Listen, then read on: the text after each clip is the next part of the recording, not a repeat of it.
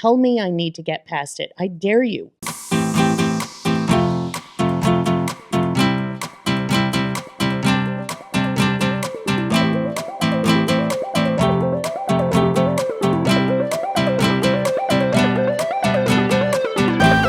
Welcome back to the show. Welcome back to Fishing Without Bait. We're continuing our conversation with Joanna Lowe, anchor, and dealing with deep, profound grief. The Halloween show that you did a number of years ago. Unhinged. Yes. Mm-hmm. So that was also my weird brainchild. Pittsburgh is a Halloween town. It's spooky and gloomy, and people are obsessed with Halloween here. And I thought, well, no one's doing Halloween theater. There are haunted houses or haunts, but no Halloween theater. And I didn't want any hokey. I wanted real theater that was also Halloween. So I came up with the concept of an immersive, interactive Halloween night of theater. Each year's, I think we produced 3 years before COVID hit and everything shut down. Each of them had at least one classically adapted play, and 2 of them were walkthrough, so the audience came in, experienced a play, were led, experienced another play. One of the years, they were in seats that turned to see the different shows around the room, and then they were led to a secret play in the basement where they got terrified and everything. So that was fun. And the whole goal was, no, this is quality theater, but it's also super fun, spooky Halloween horror stuff. I took my daughter to the one where we were led through various scenarios. Was that the first year, or was it in a warehouse or in a really crazy dilapidated building? It was in a warehouse. Okay, that was year 1. And you got to see my very tall brother. He ended it with the telltale heart. Yes. And we had a plant in the audience that got murdered and had audience members running, screaming across the stage. Oh, that was so fun. That was a blast. So we have these plants and how to make it new again for everybody, but to do it really well, because the whole idea with haunts, and when I pitched this to my team, expecting a whole lot of like, okay, no, just listen. I know this is a good idea if you can see it.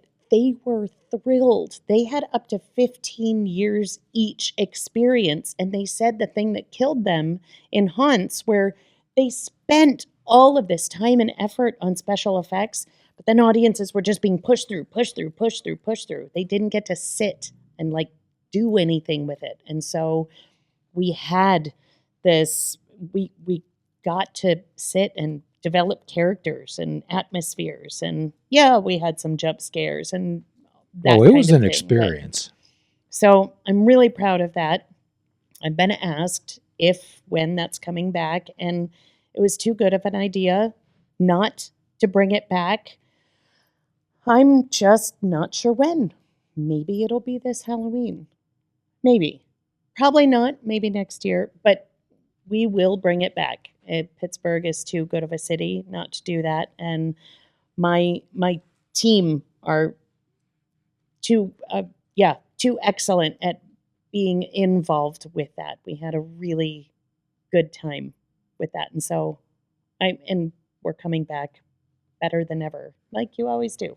You had another production down in Lawrenceville. It looked like it was on a side street, and it looked like almost like a haunted house. Mm-hmm. And that was an excellent production. Oh, thank you. That was another Unhinged we had in that dilapidated building. If we had spent millions of dollars making a building look like that, it wouldn't have looked as good as that building was. Now, of course, we had to have everybody sign liability waivers because we didn't know what was in the dust. We didn't know we led people through on floors. We had to make sure that there were rails where rails were missing. So the atmosphere of that place was just invaluable. We won't go back there because it just became to unsafe. But for 2 years, we got to work in a place that just had amazing atmosphere, and we had some pretty phenomenal productions. Now, there was another play that you did. You produced it. You didn't act in it. I think your brother was one of the leads. It was at the August Wilson Center in Bloomfield? Or was that the Irma Freeman? Irma Freeman, excuse me. Yes. That was Tartuffe. My brother Everett played the titular role, and I had this idea. Again, this all comes from like my weird brain children. I had this idea of how cool would it be for the audience to see backstage and on stage. And so all you need to do is differentiate a line, but for them to see rushing for their entrances and taking off their wigs or whatever, and the change that happens in the body from off stage to on stage. And I was like, what a cool thing for an audience to be able to see. And I just had that in the back of my head. Now, I had always also wanted to do Tartuffe because it's just such a hilarious and brilliant play about hypocrisy and two-facedness. And when that bubbled up in my head to go, I think it's time for Tartuffe, I went, two-facedness, the two sides of this coin and everything. This is perfect for my backstage and on stage. And so the way that the review described it is I basically created a fishbowl. The audience came in and we had signs saying, you may watch, do not interact, do not touch. But we saw actors getting changed, putting on makeup, chatting with each other. And the whole first act, while you see people step on stage, throwing their wig on the floor, running entrances, you got to see the entire inner workings of what goes into a play and what's happening backstage. That whole time in the first act, you see Everett up on a platform, going over his script and very slowly, very methodically getting ready. And so it was like, who's this guy? When is he coming on stage? He's right there. And then he's introduced as this very pious, very, the great Tartuffe, this wonderful, pious, religious man who is, in fact, like just a horrible cretin, creep, greedy, predator type. And so we got to do that front and backstage, and that we did that at the Irma Freeman Center. I took one of my closest friends, and I can't think of anybody that is closer to me than he is, and his wife, and she still talks about that play. So she still talks about it. We had so much fun. That was play. That was about a year before COVID hit, I think. But yeah, I think our next production is, again, it's going to be play. I have missed it, and now I think it's time that it comes back. So the only thing constant about life, Joanna, is change. That's true. The current of time is strong, but it only goes in one direction. The current of time is strong, and it only moves in one direction. And as we transition and move through life, we go through various seasons of life, and we experience different types of emotions, because the only thing that we carry through life is memories. And we try to make memories in our lives, and we own nothing in this life. And everything in this world is shared with us, which hopefully would mean that we would take better care of it and take nothing for granted. Spirituality is a personal connection with something, and I thought, how could we possibly contribute more to people's lives like we're doing on the show? And as a result, I've made the choice to become an ordained minister, and as so, I am legally authorized to perform marriages in the Commonwealth of Pennsylvania. What we're offering is a personal, interactive type of spiritual bonding between two people. One of our primary purposes, one of our thoughts about a great relationship is that I can live a perfectly happy and joyous and free life without you. It's just better with you. And that's what we want to talk about. We want to talk about the synchronicity of two people coming together and making 1 + 1 = 3. If you're interested in that, if you're interested in more personalized type of spiritual experience in the bonding of two souls, please contact the show for our rates and whatever we can possibly do to make that moment in time special for you and to create memories. So you went through you experienced some of the extreme joys in life, and you experienced some of the lows. And what we always tell people is that one of the most disrespectful things another person can say to another is, "I know how you feel." Yes, it is. Because that's impossible. So perhaps if you'd be kind enough, you could share that journey with us. Sure. On June 12th of 2021, I married the great love of my life. And I mean that in every possible sense. Like, we were made for each other, and we did not have a natural relationship. He described it as preternatural. He could smell things through the phone when he was across the world. We were that intimate and that connected. And for the first time in my life, I knew I wasn't on this earth alone. I could feel, even when he was deployed across the world, that I was walking life's path with another person. And 3 months later, he was killed in a car accident. And so we had 3.5 years together, and myself, my child, him and his 2 children, we all lived under the same roof for 1 month. Hadn't unpacked the boxes, had just moved to Washington, D.C., where he was in med school, and it all evaporated at once. And it wasn't just losing a partner. I lost my family. So my stepchildren are in Tennessee. We have an excellent relationship, but I see them once, twice a year. I lost any confidence in my faith, which was the most constant thing my entire life. And I thought, no matter what, that would be a constant. And that when I realized that I still did believe in God, it wasn't any comfort because I didn't understand who he was. And I'm still not sure that I don't feel very personally that God went, fuck you. I'm going to do the thing that will break you. And I don't know if I'll ever forgive him for that. And that doesn't mean that I don't believe and that I don't still have faith, but now it's rife with confliction in me, conflict in me. I lost my heart.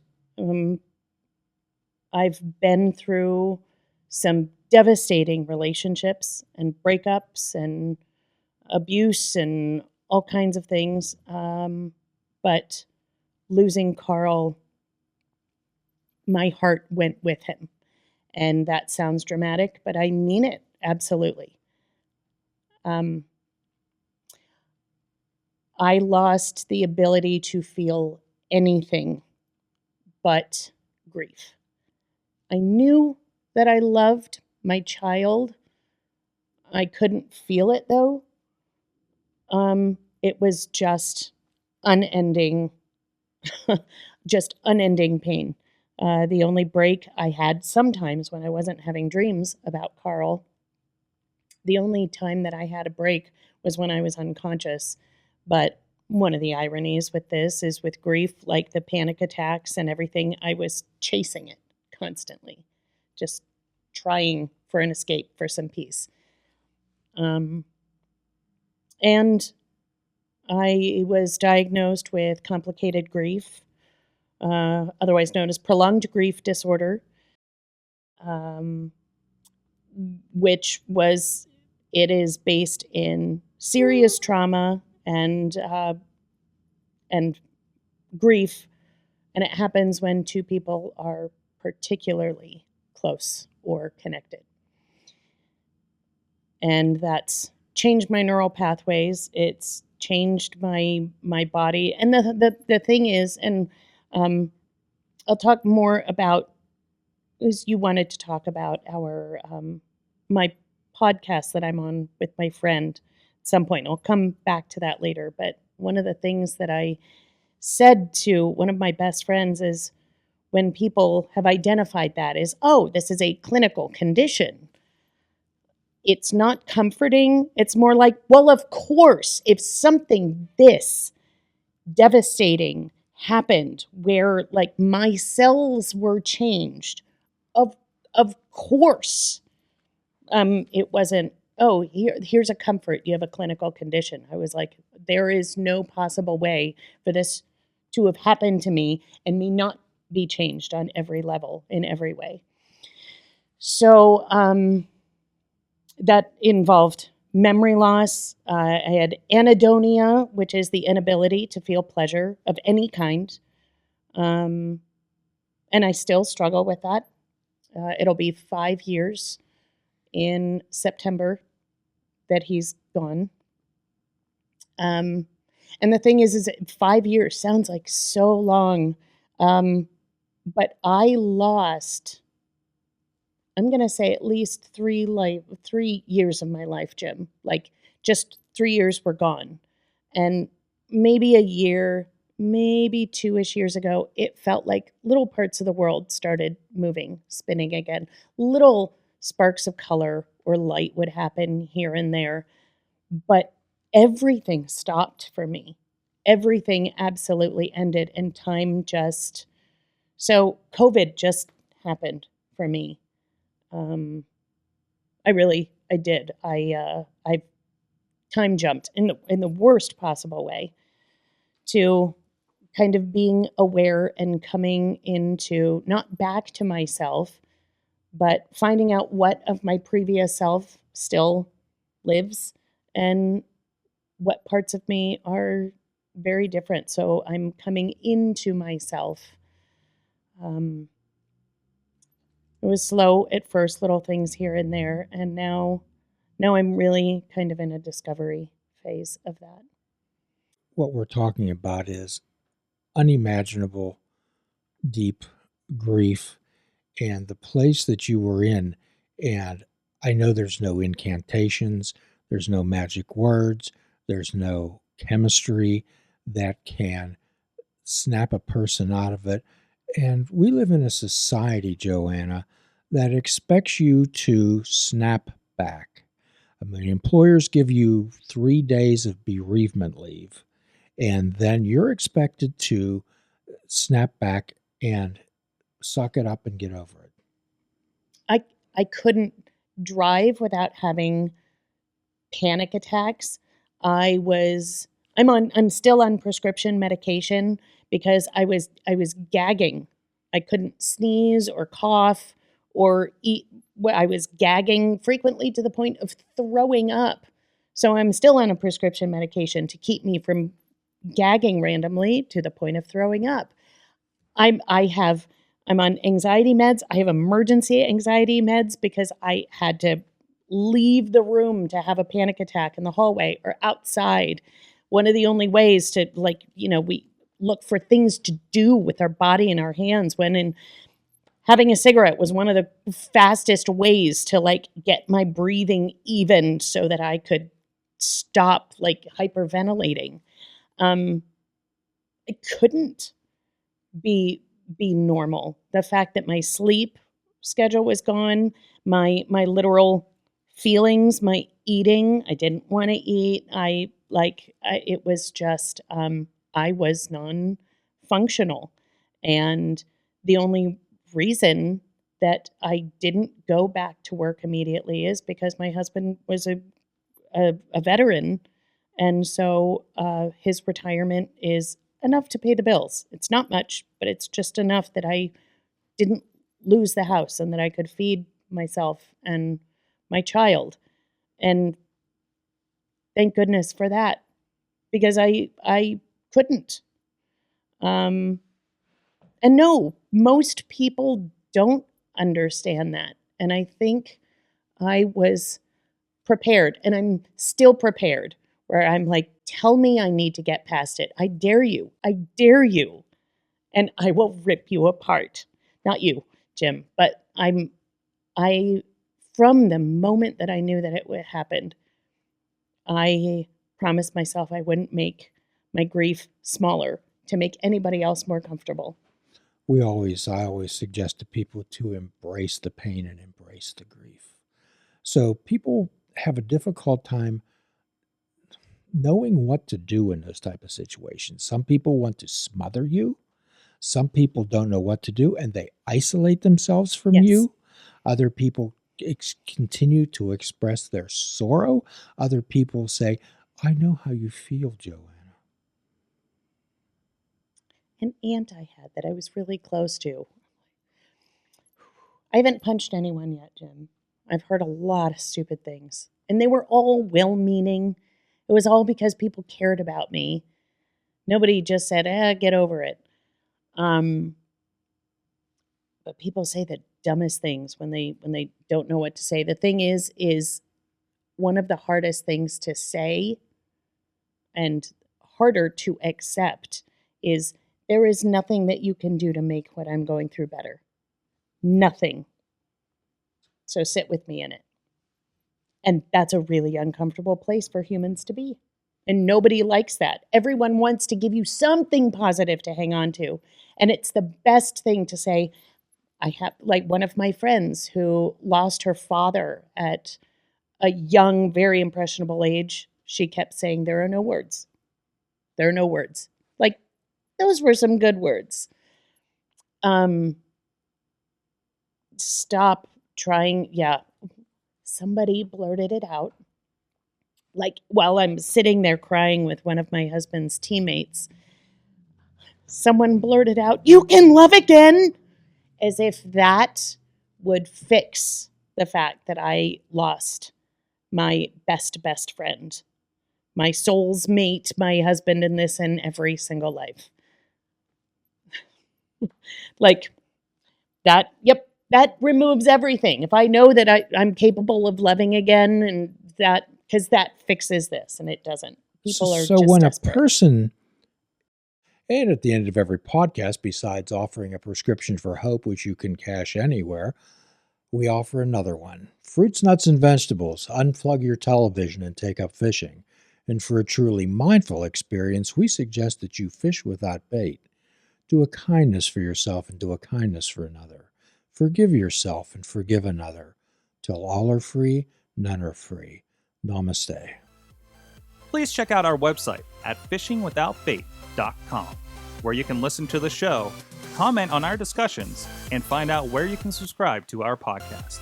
If you're interested in flying the colors of Fishing Without Bait, click the shop icon on our website. We have clothing, mugs, cell phone cases, and so much more. Show the world that you fish without bait.